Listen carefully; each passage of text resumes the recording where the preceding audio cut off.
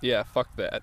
Marvel Rivals is out, and I'm not gonna hide the fact that I've been absolutely loving it. I wasn't really a part of the big Overwatch craze back in the day. I liked the original Overwatch, I played the hell out of Reinhardt, but after the switch to Overwatch 2, I fell out of it entirely since I could see the warning signs of what was to come from a mile away. So to have something that fills the same spot in terms of gameplay and isn't made by an inherently evil company, and with characters I actually enjoy and care about, was really nice to see. So I decided to throw my hat in the ring while the topic is still fresh and fun, and pitch some ideas for characters that should be added. Now, this isn't exactly an original concept, plenty of videos like this already exist, but I'm doing a slightly different take on it by only pitching villains. As much as I love the game's diverse roster, it's really lacking in straight up villains. Most of the quote-unquote villains are more on the anti-hero end of the spectrum at worst, with the most evil character in the roster right now being Hela. And also Jet. So I figured I'd come up with the basic ideas for a handful of villains. Now, I could have done the lazy route and just picked villains that are pretty much guaranteed to get in, like Green Goblin, Thanos, and eventually Doctor Doom. Because they're all less cases of if they're gonna get in and just when they're gonna get in. Seriously, there's no way this game ends without a playable Green Goblin, come on. So the villains I'm pitching here are gonna be the ones I don't think are immediately obvious picks for the devs. I should give a bit of a notice to temper your expectations going in. Growing up, I didn't really have much for comics to read, so most of my knowledge from these characters came from the few games I had, the cartoons I watched, and the movies. But don't worry, I'm not a blind MCU fan, and none of the villains I talk about today are gonna pull from the MCU.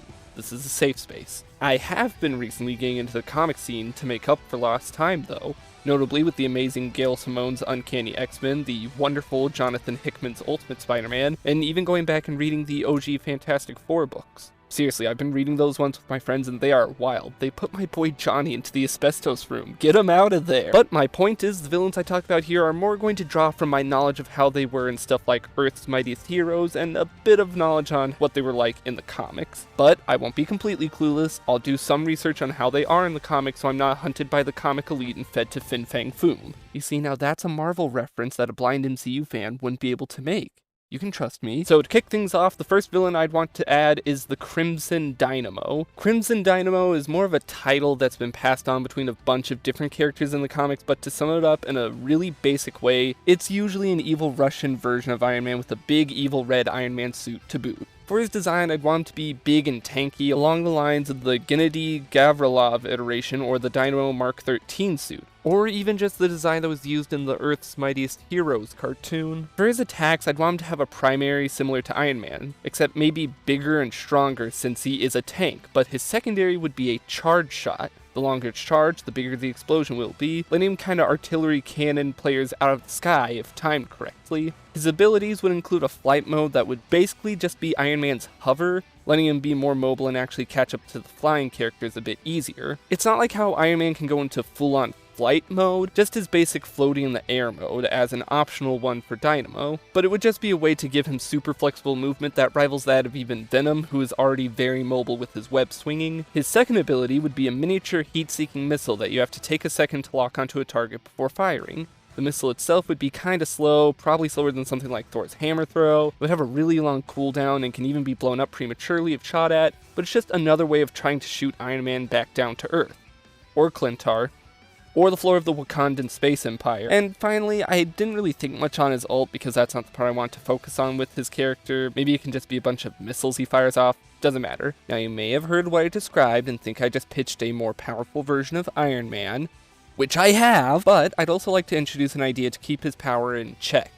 A heat meter. Basically, since this suit isn't being powered by an arc reactor like Iron Man's and using a more traditional generator, I'd like the trade-off to be a meter that slowly fills up when you use the flight ability or charge up the secondary attack. If the meter ever fills up all the way, the armor overheats and you can't fly or charge your secondary attack until the meter completely empties, similar to the blaster heating mechanic in Star Wars Battlefront. This means you have to be careful, because if you're in the sky and overheat, you'll drop like a rock and won't be able to get back out for a while. And then you could always build on that with more risk-reward mechanics, like doing more damage the more heat you build up, but taking more damage when you're overheated. Of course, if he's a tank, he'll also need some kind of shield mechanic, and I think something like a basic bubble shield around himself that's also very, very, very slightly tied to the heat meter could work. I just really want the core idea around Dynamo to be said heat meter. I see him working in the same vein as Thor, being a mostly offense tank that can get important picks in the team fight, but where Thor excels at one-on-one close quarters combat, Dynamo would mostly be scaring away the more mobile enemies with area control. He won't be too much of a match against other tanks who can sustain fire long after his overheating, so that's why you'd have to play him extremely tactically to avoid uneven fights. I should also note these pitches aren't 100% concrete or fleshed out for stuff like competitive. I'm aware some of them might be overpowered or too specific for general play, but damn it, this is my video and I want to focus on stuff that sounds fun, and I'll let the devs decide if it needs tweaked or not. The next villain is the Enchantress. Again, putting this simply, she's typically a Thor villain who's just a bitch, constantly using her magic to fuck with Thor and anyone around him. Design-wise, she hasn't changed too much over the years, though I expect NetEase to do something unique to make her not look like a green Scarlet Witch. In my head, Enchantress would be a strategist, but the only form of healing would come from her primary, which I imagine would work like all the other female strategists in the game, which would just be some vague energy that heals teammates but damages enemies somehow.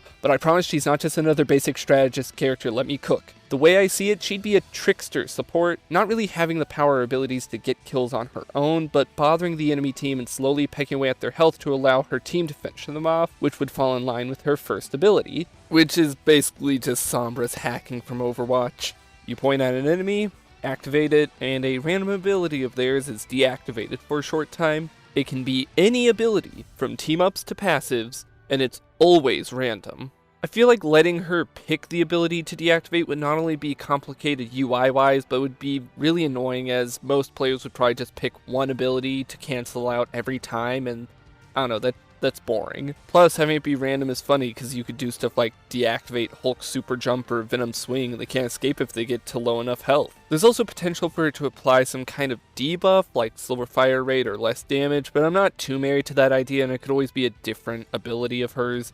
I just mostly wanted the deactivate a random ability because that sounds fun. Another ability for Enchantress I really like is the ability to make illusion clones. Basically, she can copy anyone she sees from either team, similar to Loki's ultimate, but instead of her becoming the clone, it will create an AI-controlled bot of whoever she picks and will run to the nearest enemy or group of enemies and activate its ultimate.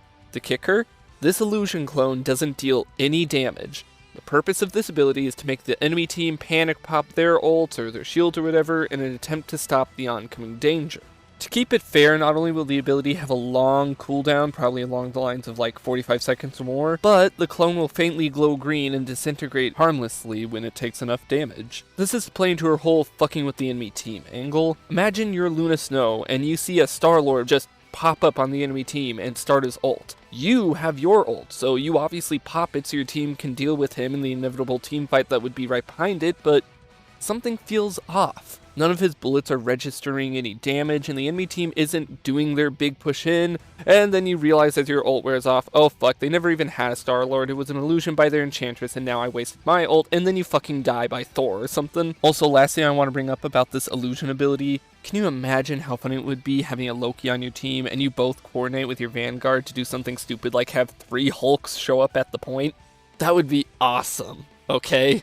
I know one would be an illusion and can't do anything, and one would be just a waste of a Loki ult, but like, it would be really funny. For her ultimate, I want to address a specific problem I've had with Rivals, and that's the amount of support ults that just evolve into, my team can't die for the next 10 seconds. There's Luna Snow, Mantis, Invisible Woman, and my personal least favorite to deal with, Cloak and Dagger. They're boring to deal with, basically just work as my team wins the team fight buttons, have very low reactionary play that can be done to them, and are just not fun to deal with, especially with how quickly supports can build their ultimates. So my suggestion for Enchantresses is a big area that nullifies all enemy ultimates. If someone on the enemy team enters it, they can't ult. Players currently in their ultimate form like Punisher or Hulk will turn back to normal. Maybe some of their ult meter can be refunded depending on how long they were in the form before it got cut off. But the main point is Enchantress's ult would be used to disable those annoying invincibility ults. Now, I know that just outright canceling an ult or stopping them from happening may sound like a bit too much, but to keep it fair and balanced, not only is the Enchantress still vulnerable while it's active, but projectile ultimates from outside the spell area won't dissipate, So there's some good counterplay by having Iron Man or Moon Knight get outside the spell and kill everyone in there anyways. And who knows, maybe if the area of effect seems to be a bit too much, then maybe her ultimate can just target one person and disable their ult. I just want some kind of counterplay to those really, really annoying Luna Snow and Cloak and Dagger pushes that just drag out team fights and are just not fun to deal with. Yes, I'm aware Iron Man can ult and sometimes kill after they've activated, but in the case of Cloak and Dagger, sometimes you just can't do anything, even if you do hit the ult right on them. Your best bet is to just kill them the second that they activate, and even then it's a toss-up. Also, I just really like the idea of two Enchantresses on opposite teams ulting at the same time and both fizzling each other out, and if that happens, there should absolutely be some kind of voice line for it, like how Moon Knight comments on breaking an enemy team's Ankh. Next villain I want to take a crack at pitching is Sandman. Now, I know I said at the top of the video I'd be avoiding obvious picks, but Sandman doesn't feel too obvious to me. Like, think about it. Since we have Venom, who are the most obvious Spider-Man villains to get in? To me, I feel like the ones that are for sure going to happen in the future are Green Goblin, Dr. Octopus, Electro, and Mysterio. Through a combination of how iconic they are and through their usage in the MCU, I think those four are basically guaranteed. While the same argument can be made for Sandman, let me reiterate what I said earlier. This is my video, and I like Sandman. Okay? Sandman is a pretty well-known Spider-Man villain, but if you've somehow been living under a sandcastle, the long and short of it is he's a man made of sand who can also control sand. In Rivals, he would be a duelist, but similar to characters like Thor and Mr. Fantastic, he'd kind of ride and blur the line between Vanguard and duelist. The main gimmick with him is some kind of sand meter. You would use sand in your meter for long-range melee attacks like Mr. Fantastic, morphing your legs into a vague clump of sand to slide across the ground and move quickly, and most importantly, building walls and some simple constructs. Groot in Marvel Rivals is interesting with his wall building, but I feel like it could be expanded into a more proactive and mobile role for your team as opposed to a defensive and passive one that Groot already is. Sandman's sand constructs would fall apart faster and take far less damage to destroy than Groot's walls, but he can build them much faster and generally build more of them. Think how the symbiote goop on Clintar forms walls and bridges. I want that to be Sandman's main gimmick, like, all the time, helping other players get into weird positions at the sacrifice of his own health, as the lower your sand meter, the less damage you could do or the more damage you receive, something along those lines. Again, I'm not a dev, I'm not super picky on any of this. I'd also like an ability that lets him make a sort of sand pillar, either one that slowly lifts himself and other players up to access new flank routes, or one that launches everyone in the vicinity, which could be used as a cool combo when fighting up close. Or for really funny environmental kills, that also works. Then for his ultimate, you could go a bunch of different directions. You could have him turn to a giant sand monster similar to Hela's ult, but with punches instead of exploding birds. Maybe he whips up a big sandstorm that debuffs enemies and pushes them around. Or one that I kinda like the most is a giant sand dome that forces everyone into one spot for a bit, kinda like Kelvin from Deadlock. I feel like I'm not fleshing him out as much as the others, but like, it's Sandman. I kind of feel like his abilities write themselves, and I mostly wanted to pitch a character that plays like Fortnite because that sounds really funny. Imagine watching Sandman pull this shit off. Next up is the Absorbing Man. I've seen pitches for characters like Skrulls, or Taskmaster, or Super Skrulls, or Mystique who can copy random abilities, but I think Absorbing Man could fill that same role while being a little more unique.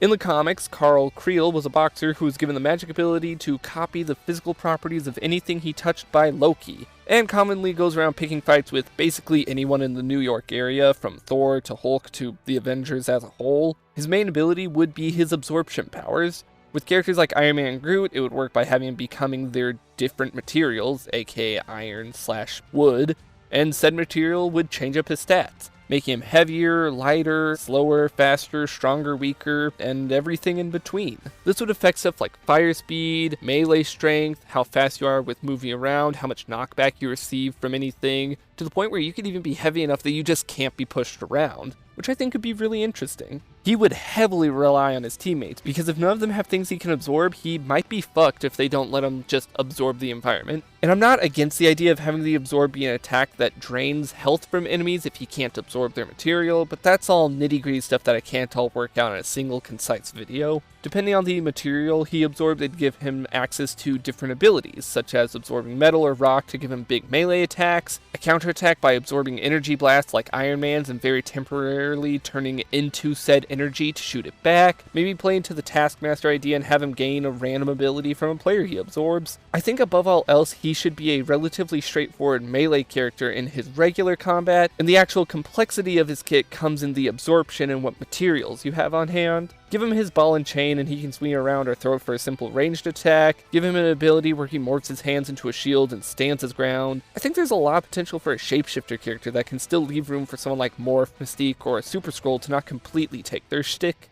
And for a little variety, his ultimate can be his ball and chain again, but this time he swings it around really fast, knocking down everyone around him, and then maybe he can do like a big jump and slam to the ground. And finally, I want to rapid fire suggest a few villains that I'm either not confident on happening, or that I'm not quite sure how to make them work in Rivals, but I'd love to see anyway. First off is the Wrecking Crew. It's a quartet of guys who got incredible strength and abilities after one of them touched a magic crowbar. Ideally, I'd like all four of them to be in as some sort of group character, kind of like how Cloak and Dagger are two characters in one, but that'd probably be a little too crowded to have four characters take up one slot, so I'd be okay with only one of them, probably just the Wrecker himself. Claw is a scientist who used stolen vibranium and a vague science sound machine he made to turn himself into a being of pure sound, wearing a containment suit with a claw in the hand, get it, to shoot sonic blasts. He's an enemy of Black Panther and sometimes Fantastic Four, so I could see him being a half support, half DPS that uses his Sonic Blast to weaken and slow down enemies. I could see him as being a sort of soft counter to Black Panther, how he's always getting in the back lines and trying to get at supports.